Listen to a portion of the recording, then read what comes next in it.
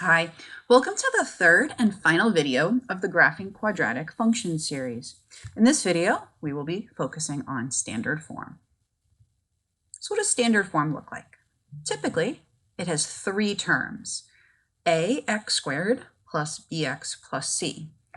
However, this b or c value can be 0, so it could have as few as one term, right, with 3 as the maximum.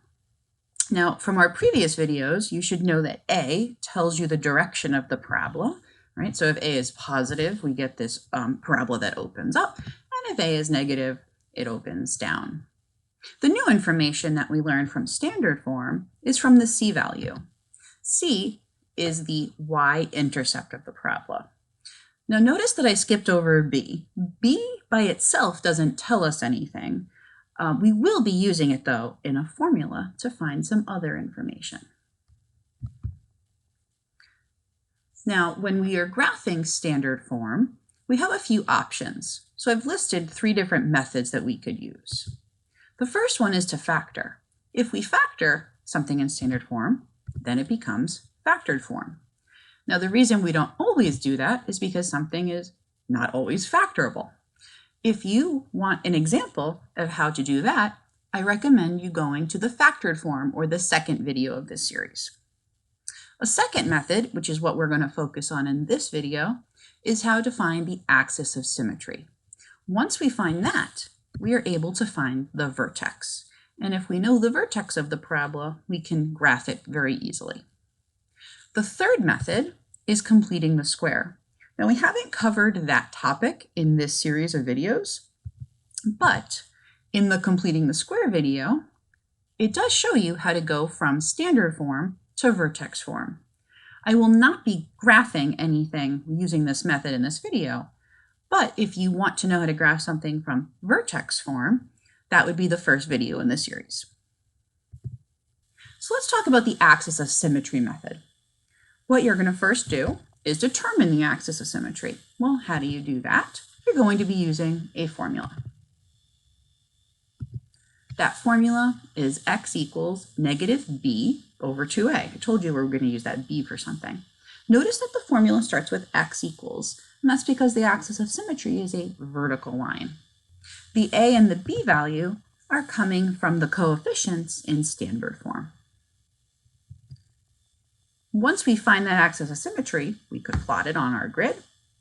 Then we are going to use it to calculate the y value of the vertex. So we plug that value into the equation, and we find that y value, and we're able to plot it on the axis of symmetry. From there, we're going to find at least 2 other points, like we've done in other videos. We could plot the y-intercept, right? Because now we have that c value. And if we have a y-intercept, right, we'd always get another point out of that from the symmetry.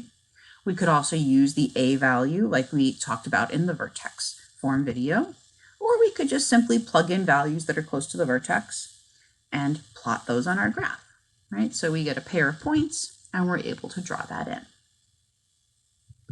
So our first example, x squared plus 4x plus 5, you might think that that's factorable. However, it's not. So what we're going to do is use our new axis of symmetry formula. So we have x equals negative b over 2a. Notice that our a value is invisible here. It was a 1. And that b is a positive 4. So we're going to plug into that.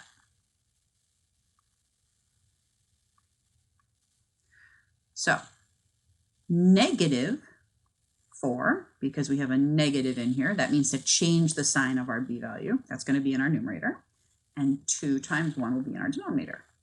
So that's going to simplify to negative 2.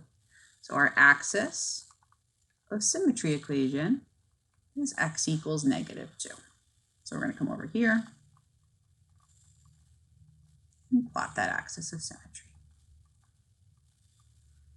Now the next step was to find the y value of the vertex. So I'm going to take this negative 2 and I'm going to plug it in wherever I see x.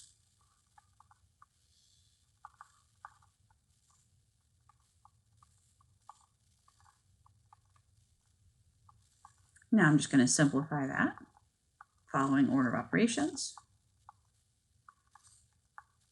And it looks like we're going to get a positive 1 out of that, which means we have found that our vertex is at the point -2, positive 1. Negative because my little equal sign got messed up.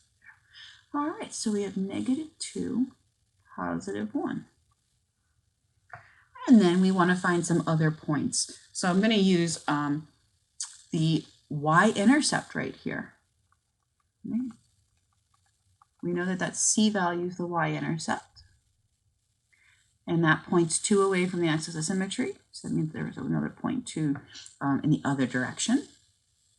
And I also have an a value of 1, which means that we can start at the vertex and go up 1 over 1 in each direction.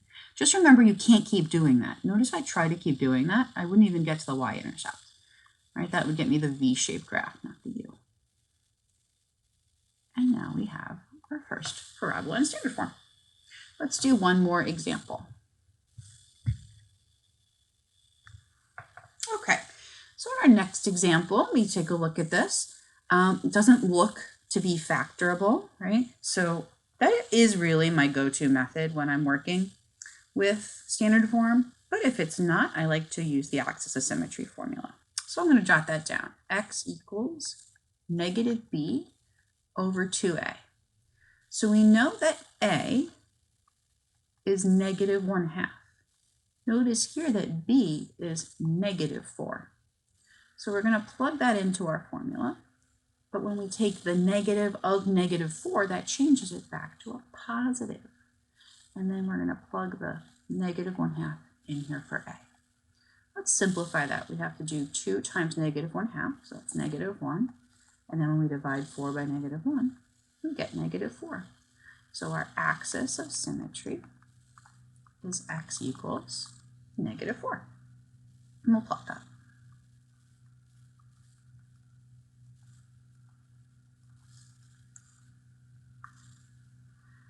All right, now we need to find where the vertex is on that axis. So I'm going to plug -4 in for x.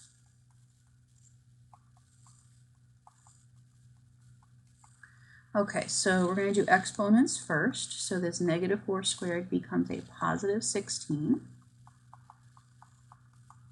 Then we have some multiplying to do. So -1/2 times 16 is -8. Here, this is going to become positive 16. We still have a plus 2. Let's add those all up, and we get 10. So the vertex is at -4, positive 10. Should have kept my axis going a little bit more. There we go. And here's our vertex. And now it's time for some more points. We could use the c value here for the y-intercept. Ooh, this looks like it's an upside down parabola. That makes sense because our a value is a negative number. That's 4 away from the axis, so I'm going to go 4 away in this direction. Good. Our a value, because it's a fraction, I could go down that fraction amount, right? I could go down 1/2 and over 1. I can't go the down 1 over 2, right? This isn't a line. But I think it's also a good idea that we get some whole number values on here. So I'm going to plug in -2. I'm going to squeeze that work right here.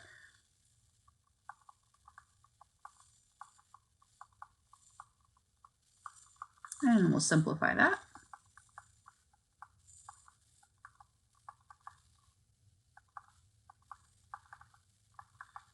And we get 8. So we know that there's a point at -2, 8. And there's a point over here as well. And now I'm going to draw that in. You can also see that this graph didn't have whole number x-intercepts, right? And that's exactly why this wasn't factorable. All right, so that concludes our Graphing Quadratics video series. I hope that's helpful. And remember, you can always go back and rewatch the vertex form if you wanted to complete the square and then graph vertex form, or if you wanted to start with the standard form and factor, you could watch the factored form video. Good luck.